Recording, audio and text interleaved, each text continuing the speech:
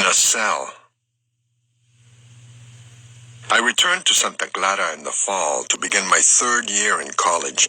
I had spent the summer in Santa Maria, living with my family, missing my father, but keeping busy by working full-time for the Southern Counties Gas Company, doing odd jobs, cleaning the yard, helping in the warehouse, and painting gas meters in various locations from Lompoc in the south to Paso Robles in the north. On weekends, I worked with my brother doing janitorial work for the Santa Maria window cleaners. Unlike my 2 previous years, I began my junior year without having to borrow money to attend school. I applied for and got a perfect job, which paid for my room and board and received scholarships from Santa Clara that covered tuition. I continued working on campus as a research assistant and reader for Dr. Hardman de Batista and as a language lab monitor. I moved into Walsh Hall, room 102, which was adjacent to Father John Shanks's residence. My new roommate, James Clark, was a graduate student preparing to become a high school teacher. He was small and thin and had a narrow face, short brown hair parted to the side, and a sweet, high-pitched voice. He was meticulously clean and neat. Nothing of his was ever out of place. Every day he went to bed at 11 and got up at 6 a.m. On Sunday mornings, he often went home, right after 8 o'clock Mass, to visit his family in Healdsburg. Like Smokey, he was a sports fanatic. He regularly listened to baseball games on the radio and commented on every player. When a fielder made an error, James shouted at him and wig-wagged his arms, making him look like a fragile windmill. As prefects, he and I shared duties, enforcing dorm rules, but we did not socialize together. We saw each other in the evenings and sometimes on weekends, but hardly ever when sports games were broadcast on the radio. Besides having a different roommate and an additional job that year, I entered my junior year under a new class schedule called the Santa Clara Plan, which was a switch from the semester system to a modified quarter system. Juniors and seniors took only 3 5-unit classes. This new plan made it easier for me to concentrate on fewer subjects at a time and to get more involved in Sodality. As a member of Sodality, I decided to participate in the Amigos Anonymous cell, which was one of 3 cells I could join in the organization. I helped prepare college students to work in the poorer areas of Mexico during the summer by tutoring them in the Spanish language and culture. Periodically, Sodalists broke into smaller cells to discuss various contemporary issues. I attended a cell meeting on the topic of interfaith marriages one Wednesday afternoon. The discussion had already started when I entered the meeting room. There were about 11 students in the group, most of them male seniors sitting around a worn wooden rectangular table. I pulled out a chair and sat behind a student who was sitting at one end of the table. As usual, I kept quiet and listened. I did not feel comfortable speaking in groups, especially in English. Students calmly discussed the pros and cons of marrying someone from a different religious faith. There was general agreement that it would be preferable to marry someone who had the same religious beliefs. The relaxed discussion turned into a heated debate about interracial marriages and prejudice, which brought painful memories. Roberto's girlfriend in high school had not been allowed by her parents to date him because he was Mexican. I remembered the sorrow and humiliation in his face when he first told me about it. There's discrimination in our society, one student argued. I am glad President Johnson signed the Civil Rights Act outlawing discrimination. Laws can't end discrimination, another student countered. Well, of course not, but laws can control harmful acts. Not always. Look at what happened to Michael Schwerner this past summer. He was killed by the Ku Klux Klan because he got involved in the civil rights movement. He was helping Mississippi blacks to register to vote. Besides, what is lawful is not always right. For example, slavery was legal in our country for many years. Was it right? Are you saying that the Civil Rights Act is not a good thing? No, what I'm saying is that we sometimes make bad laws. He turned red, looked down, cleared his throat, and said, I don't have any prejudices, but it bothers me a lot when we do things for fun and people get upset. He went on to describe how some college students had chased down a couple of Mexican high school kids and jokingly threatened to cut off their long hair. They were accused of being prejudiced. They were just having a good time, he added. I could not believe my ears. I glanced around. Some students frowned. Others raised their eyebrows and shook their heads. Joe, a tall and gangly senior, stood up and said, "Let's be honest here. I don't think any of us thinks it's a good idea to have interracial marriages. I wouldn't want my sister or daughter to marry a Mexican." I felt as if I had been kicked in the stomach. I tuned out immediately. I tightened my lips, stood up, and stormed out of the room. Halfway down the hall, I heard Joe running behind me yelling, Frank, wait, I'm sorry." I stopped and faced him. "I am very sorry," he said frantically. "I didn't know you were Mexican." "You should feel sorry for yourself." I glared at him. "You're the one who has the problem." I raised my voice and repeated, "You should feel sorry for yourself." He looked stunned and confused. I turned around and walked off. For a long time after that, I wondered how many others felt the way he did, but hid those feelings from me because they knew I was Mexican. A secret revealed. I had to tell Laura the truth. I could no longer keep my secret from her. After we had closed the language lab one evening, we sat side by side on the front steps of Varsity Hall, watching in silence the tiny golden fish in a small round pond a few feet away. A white, weather-beaten statue of a child, poised in the middle of it, shouldered a vase from which a thin stream of water poured into the pond. Once in a while we would glance at each other and smile. "What are you thinking?" Laura asked. "I have something important I want to tell you," I said. "Do you want to get a cup of coffee?" My idea was to go away from campus because I didn't want anyone else to hear what I was about to tell her. We strolled down Franklin Street looking for a coffee shop. We passed Wade's Mission Pharmacy, the University Electric Company, the Santa Clara Movie Theater, the Genova Delicatessen. No luck. We finally found one on Sherman Street. I opened the door for her. She smiled. We sat at a small table across from each other and ordered 2 cups of coffee. It took all the courage I had to begin to tell her my secret. "I've wanted to tell you this for a long time." "What is it?" She frowned slightly. "I was not born in this country. I was born in Mexico," I blurted out. There, I had said it. "Is that it?" She gave me a puzzled look. "Neither was most of my family." She proceeded to tell me that her maternal grandfather, Arrigo Descalzi, had emigrated to the United States from Sestre Levante, a small town in the northern part of Italy. Being quite adventuresome, he boarded a ship at the age of 16 and landed in New York, passing through Ellis Island. He didn't know a word of English and ended up in California working on farms and selling vegetables from a horse-drawn wagon. He met and married Caterina Zunino, who also came from Italy. She worked as a chambermaid in San Francisco. Laura's paternal grandparents, Ferdinando and Rosa, also born in Italy, settled in San Francisco and ran a small business. Laura paused and said, "Tell me more about yourself. Or is that all you wanted to tell me?" Feeling more at ease, I told her about our family crossing the border illegally when I was 4 years old, and about being caught by the Border Patrol and deported back to Mexico 10 years later. I described my family life in the years that followed, including my father's leaving. It was like a personal confession. I talked for a long time, and when I finally stopped, Laura gave me a sweet smile and gently placed her right hand over mine. I felt peaceful inside. After a long period of silence, I asked, "Do you speak Italian?" "Yes. In fact, I spoke more Italian at home than English.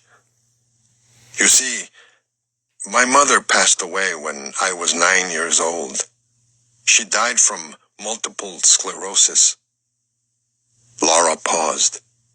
Her eyes filled with tears and her hands trembled as she buttoned her white sweater, trying to buy time to compose herself. So, I was raised by my maternal grandparents, who spoke only Italian at home. Oh, I'm sorry, she must have been very young. She was only 32 years old. No one knew what was wrong with her when she first got sick. She slowly began to lose her eyesight and control of her legs until she could no longer see or walk. Eventually, she became bedridden. I would sit on the edge of her bed and read out loud to her and my younger sister Lynn every day when I got home from school.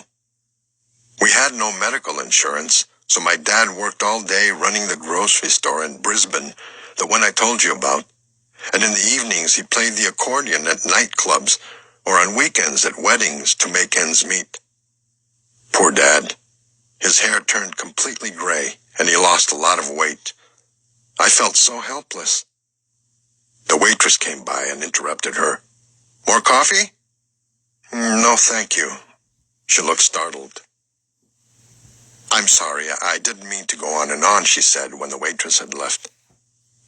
It's okay. Thank you for telling me, I said awkwardly. I was at a loss for words to comfort her.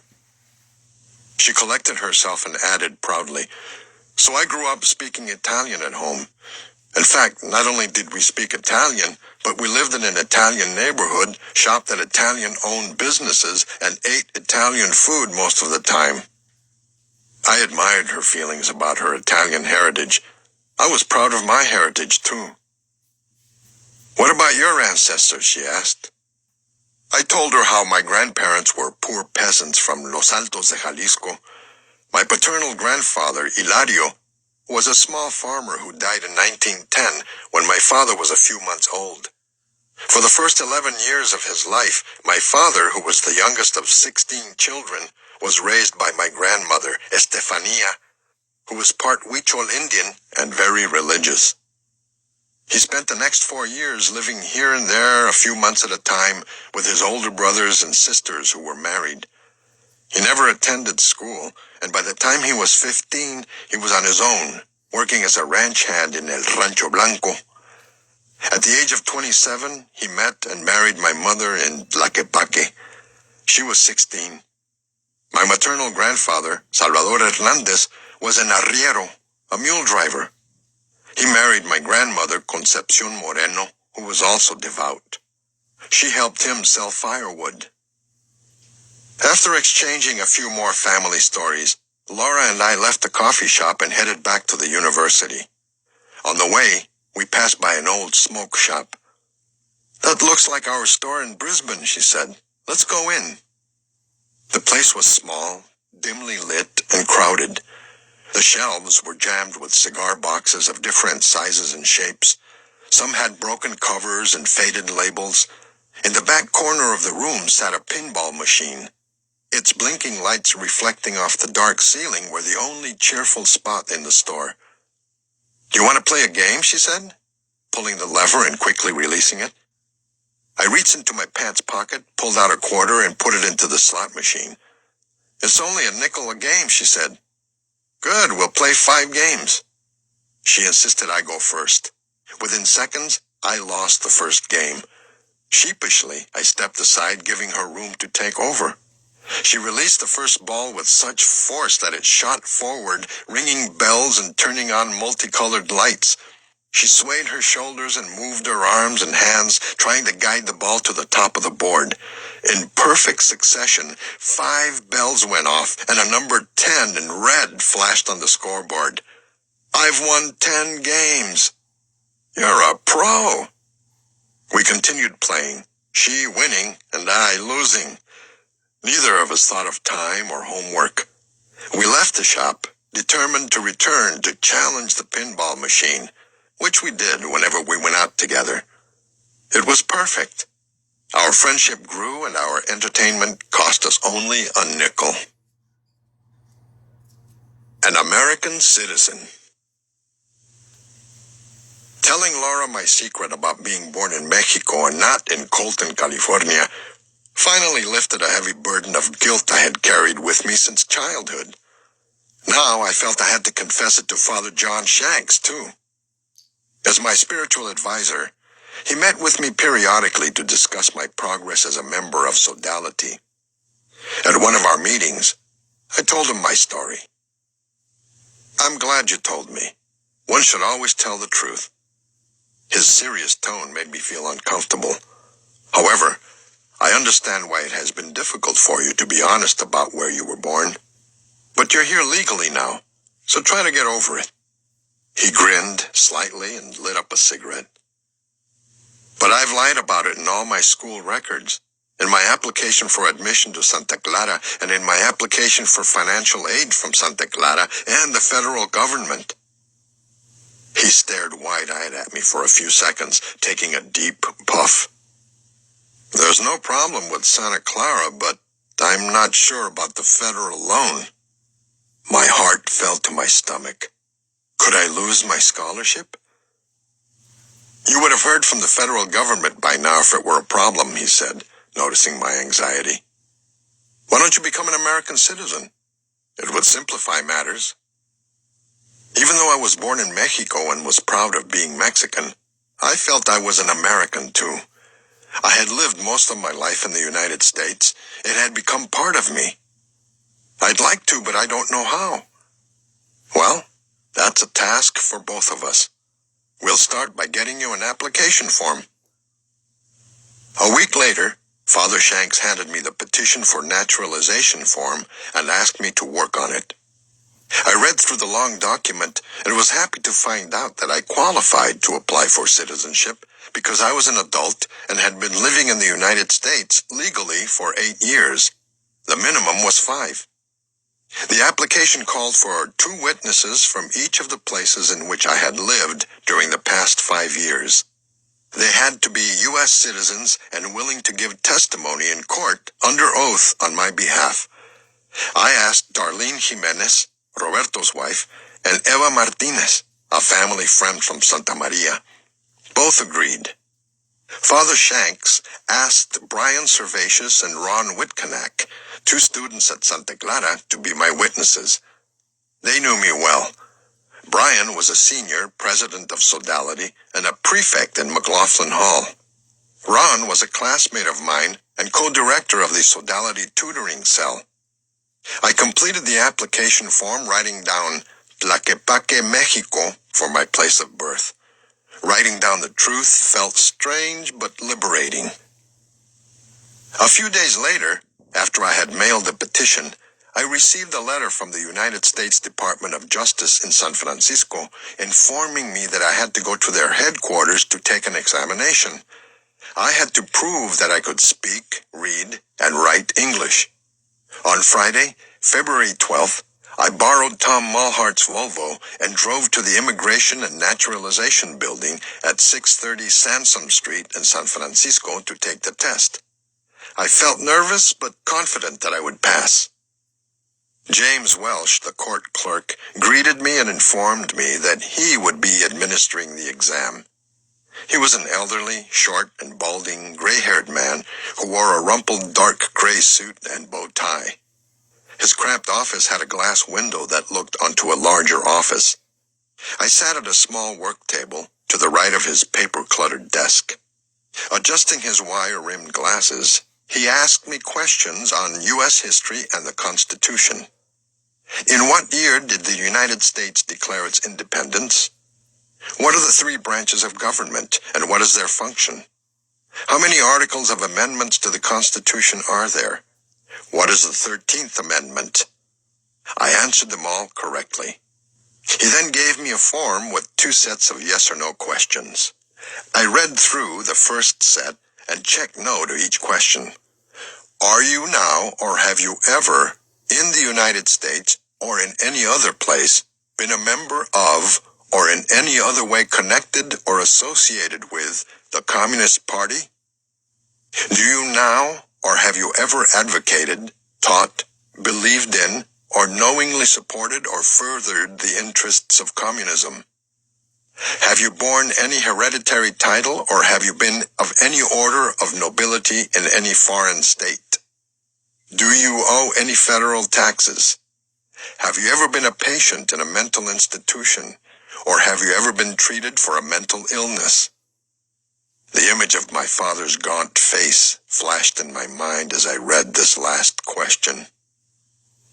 I began the second set, checking yes to each question with confidence. Do you believe in the U.S. Constitution and form of government of the United States? Are you willing to take the full oath of allegiance to the United States? If male, did you ever register under United States Selective Service laws or draft laws? However, when I got to the last two questions, my self-confidence quickly disappeared. I could hear my heart pounding as I reread them. Are deportation proceedings pending against you? Or have you ever been deported or ordered deported? Or have you ever applied for suspension of deportation or for pre-examination? Have you ever represented yourself to be a United States citizen? I did not want to answer them, but had no choice. My hand trembled as I checked yes, and gave a brief explanation for each.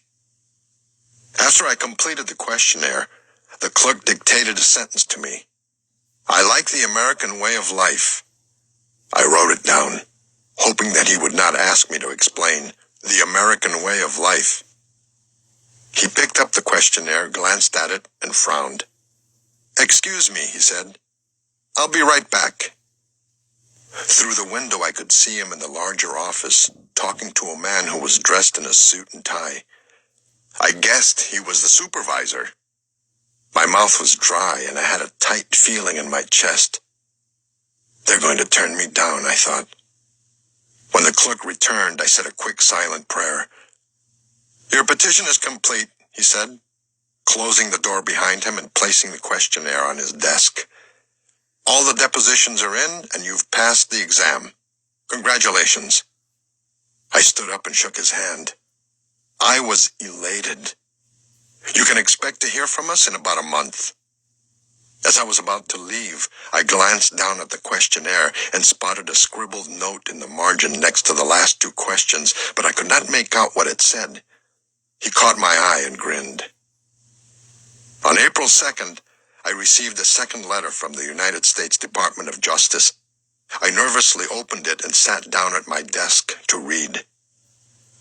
You are hereby notified to appear for a hearing on your petition for naturalization before a judge of the Naturalization Court on Tuesday, April 13th at Ceremonial Court, Room 415, U.S. Courthouse, 450 Golden Gate Avenue, San Francisco, California.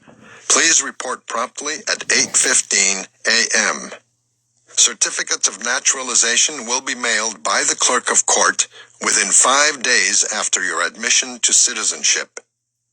I anxiously showed the letter to Father Shanks. He assured me that I had been approved for citizenship, that the hearing was simply ceremonial. On the day of the hearing, I got up at dawn and hurried to the Santa Clara train station, which was a few blocks from the university. I bought a round-trip ticket to San Francisco and took a window seat. As the train pulled out of the station, I thought about the long train trip my family and I had made when I was 4 years old. Our journey from Guadalajara to Mexicali on a second-class train, Ferrocarriles Naciones de Mexico, took 2 days and nights. I was excited and impatient to get to California because my father repeatedly told us that life would be better there. When we arrived at the United States-Mexico border, Roberto, my parents, and I waited until night to cross the barbed wire fence which separated the two countries. We walked several miles along the wire wall away from the entry point until we spotted a small hole underneath the fence. My father got on his knees and dug a larger opening with his hands. We all slithered through like snakes and entered California. The train to San Francisco jerked and grinded its brakes as it made the first stop. I looked out the window. The sun was beginning to rise. About an hour later, the train arrived in San Francisco. I took a city bus to McAllister Street and walked up to the ceremonial courtroom in the United States Courthouse. The spacious room had a high ceiling and stained glass windows. It quickly filled up with men and women who had also petitioned for citizenship. Some wore suits and ties, a few dressed in full-length white robes and colorful turbans, others wore casual clothes. I took a seat toward the front and overheard different languages being spoken. The court clerk came in and asked us to stand for the presiding judge. After making a few welcoming remarks, the judge administered the oath of American citizenship, and at the end of the ceremony, we recited the Pledge of Allegiance, which I knew so well. I pledge allegiance to the flag of the United States of America and to the republic for which it stands, one nation, under God, indivisible, with liberty and justice for all. Our voices filled the ceremonial courtroom like a prayer. We all had emigrated to the United States from various countries and were now American citizens. We were all different, yet the same.